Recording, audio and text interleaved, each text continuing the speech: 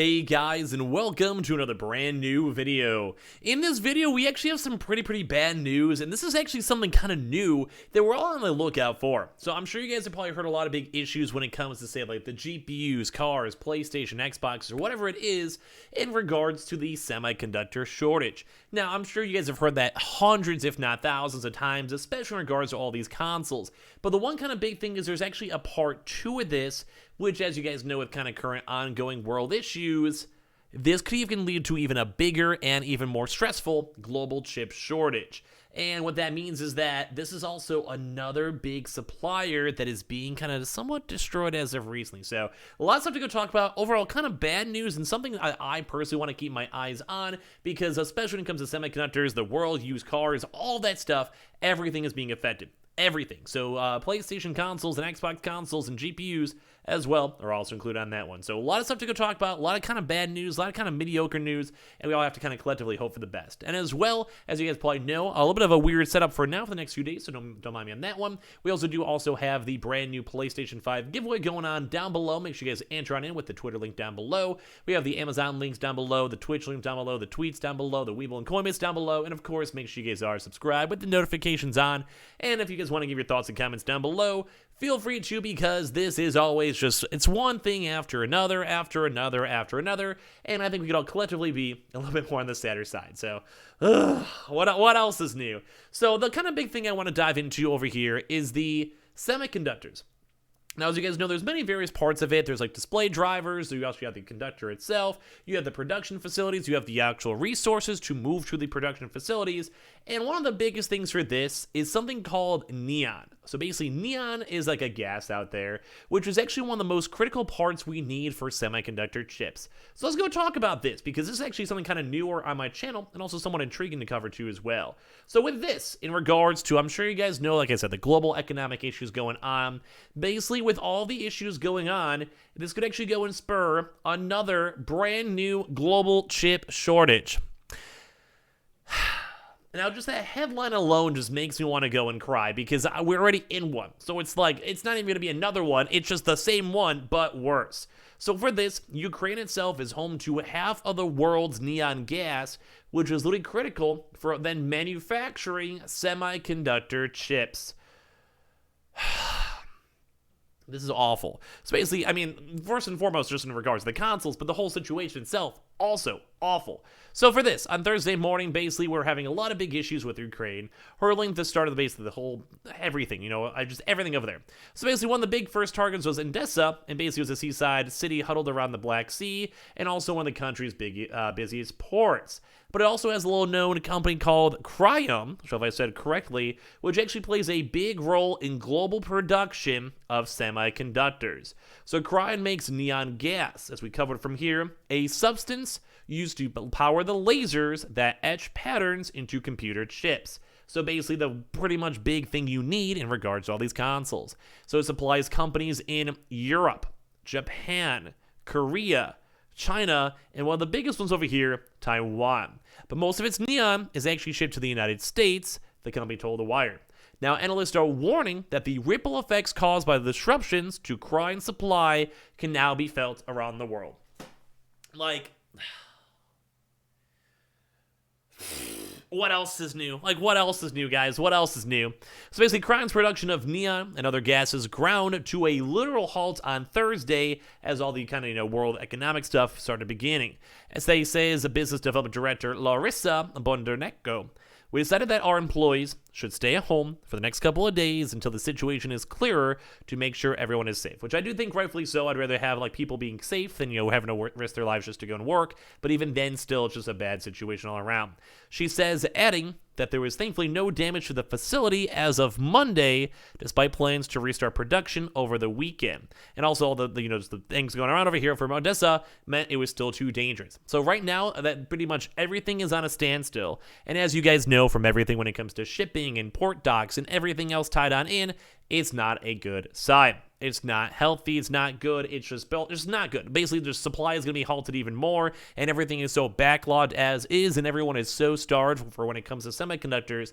Everything with this is bad. It's just not good. We have an Bondareco who lives half an hour away from the site by car, says she's been sleeping in the basement too as well, saying that she has one. Semiconductors act as the technological brains in our phones, laptops, smartphones, and even cars, and I'm sure you guys know consoles. And the industry is already wrestling with shortages as it struggles to keep up with pandemic demand for devices. In 2021, chip shortages restricted production for almost every major car maker, with companies like General Motors shutting entire factories as a result. Apple, one of the world's largest chip buyers, told manufacturers in October that it would make 10 million fewer iPhones in 2021 than planned due to chip shortages too as well. And this is going to be even worse. So basically with everything going on in the world, the industry basically is also nervous that these shortages could be also intensified by the repeat of all the previous, basically just invasions. So it's also when the price of neon gas spiked to 600% in response to the annexation of Crimea. Last week, U.S. and Japanese governments were scrambling to make sure that this will not happen again, pressuring their chip industries to find alternative sources of this obscure gas before it's too late. And this is crazy news if you kind of think about it. Ukraine is just one of the series of choke points in the global semiconductor industry. Around half of the world's neon gas comes from the country. TechSet, an electric material advisory firm, which advises some of the world's biggest chip makers, including Intel and Samsung, told Wired.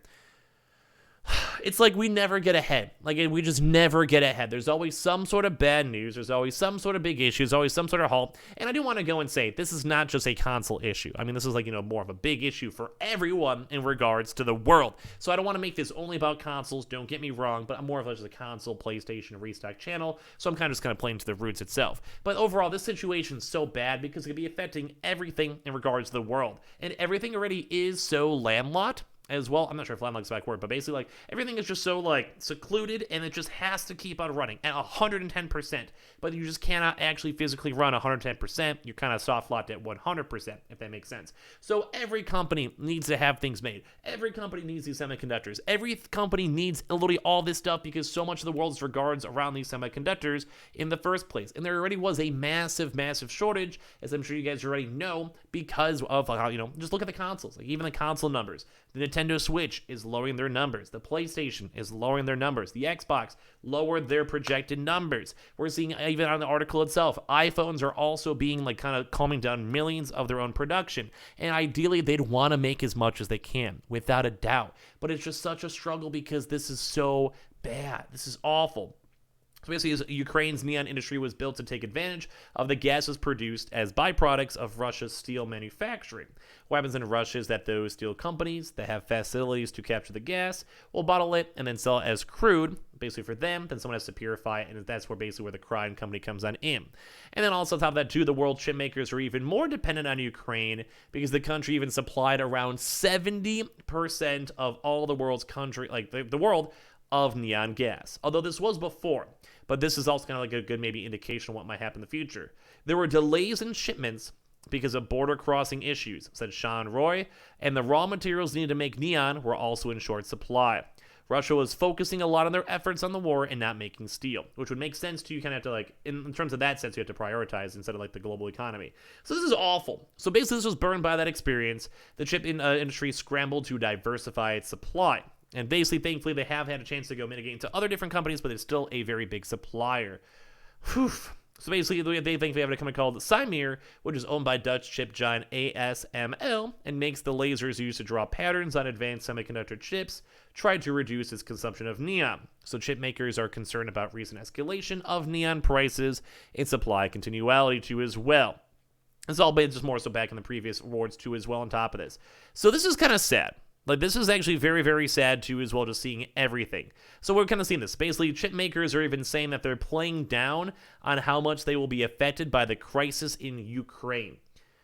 So we have still seen other people, too, as well, though. So basically, they're saying that there's no need to worry. Lee Seok-hee, CEO of South Korean chipmaker SK Hynix, said last week, adding that the company had secured a lot of materials in Koichi Hagutuya, which I'm probably saying wrong. The Minister of Economy, Trade, and Industry in Japan said Japanese chipmakers are not expecting a major impact on their operations because they can source materials elsewhere too as well. So thankfully we are seeing good news where it's not 100% on everything, but the one biggest struggle on this is the fact that the whole entire world is still being run on with this neon gas, and even all these big like analysis and everything, these companies are saying that there's going to be an effect. Now, once again, thankfully we are seeing other outsources, and since this was an issue back in 2014, I'm sure a lot of companies have more so safe gates, I guess, against it, because it's been like 8 years ago, but this is still really bad to go and see. But also they are still saying that signs that despite the warning of 2014, Ukrainian neon still plays a major role in the industry as well. Although it was less than 20% of the neon it uses in its factories from Russia or Ukraine, and along with their supplier, they're still investigating alternate sources as well, in case there's any issues with that. And on top of that, too, it does also say that the U.S. also might even be more vulnerable, because as of last week, the White House urged U.S. chip makers to find alternative suppliers that Reuters reported. We see a huge amount of imports coming into the United States from Russia and Ukraine, says TechSet's Sean Roy.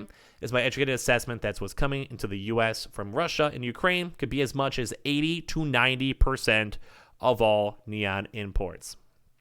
U.S. chipmaker Intel did not respond to a request for comments.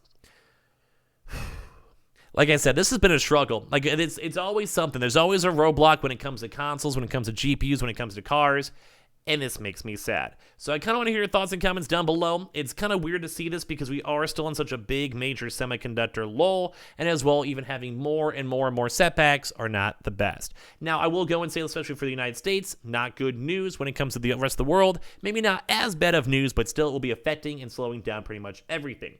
So I'll give you guys more details as time goes on. I'll probably be closely watching this because this is pretty much like the big smack dab right in the middle of the semiconductor issues. So I'm going to give you guys more details as we get it. So make sure you guys are subscribed with the notifications on, as well for the brand new PlayStation 5 giveaway. Amazon links down below for the PS5 Digital Console Controller. Brand new giveaway down below too as well. If you guys want to enter on that one, that Twitter link, as I mentioned, to Webull and Coinbase. And I appreciate you guys all so much for watching, and I'll see you guys all later on throughout today.